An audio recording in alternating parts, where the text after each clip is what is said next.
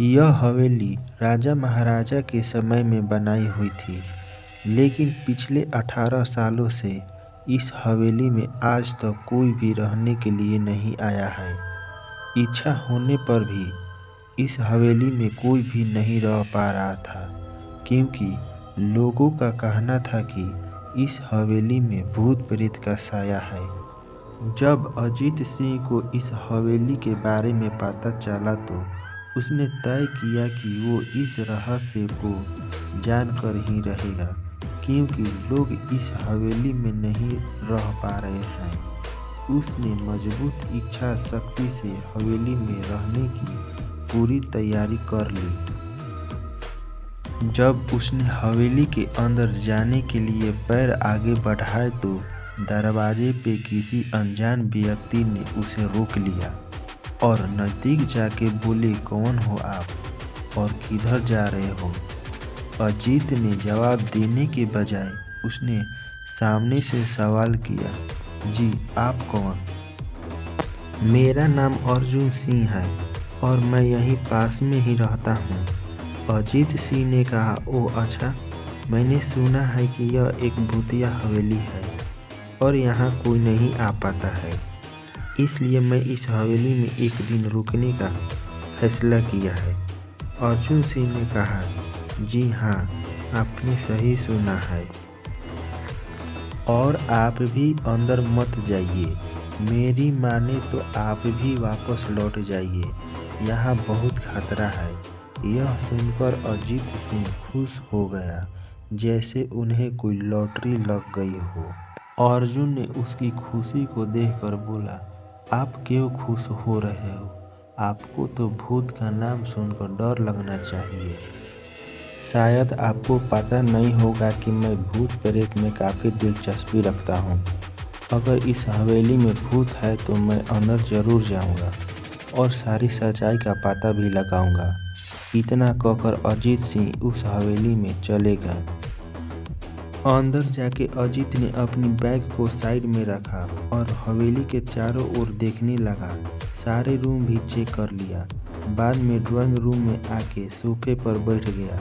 उसने वहां बैठकर दारू के 2-4 पैग भी पिए। वहीं अचानक उस रूम में लाइट का एक बल्ब चालू बंद होने लगी, लेकिन अजीत ने उस पर ध्यान नहीं दिया। थोड़ी देर बाद दूसरा बल्ब भी चालू बंद होने लगा।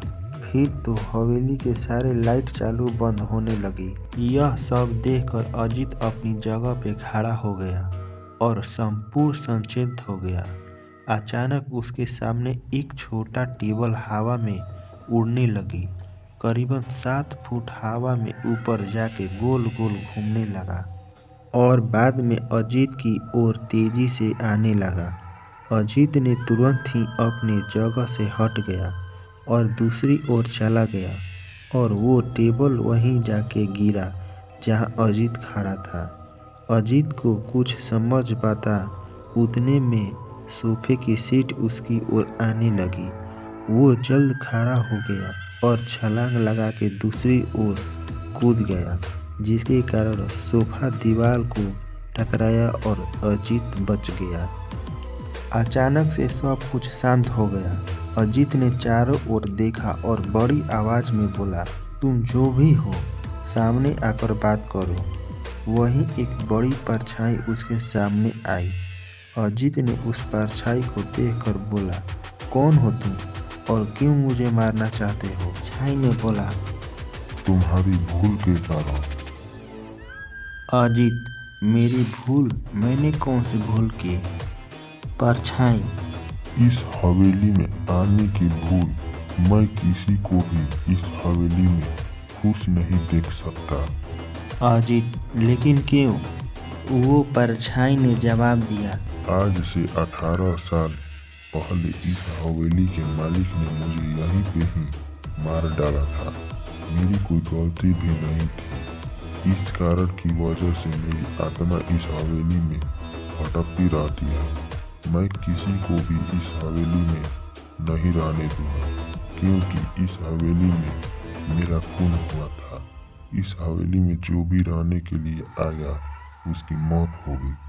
अजीत ने कहा, मैं तुम्हें अपने असली रूप में देखना चाहता हूँ।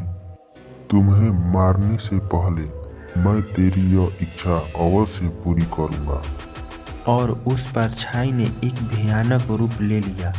उसका चेहरा इतना भयानक था कि अजीत भी एक क्षण के लिए डर गया था, लेकिन दूसरे ही क्षण में उसने अपने आप पर काबू पा लिया।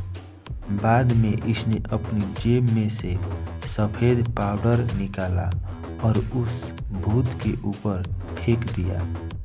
भूत के ऊपर पाउडर पड़ते ही वो जलने लग गया। बड़ी बड़ी ज्वाला उठने लगी। वो बहुत जोर जोर से चिल्लाने लगा और बाद में पूरी तरह से जल गया। उसके बाद अजीत ने चैन से सांस लिया और वहीं पर सो गया। दूसरे दिन सुबह जब अजीत को सही सलामत हवेली से बाहर आते देख अर्जुन को आश्चर्य हुआ। अर्जुन ने अजीत से पूछा, तुम कैसे जिंदा हो? जब अजीत ने अर्जुन को कल रात को घटी घटना को पूरी तरह से बताया और बोला, अब यह हवेली भूतिया हवेली नहीं रही है,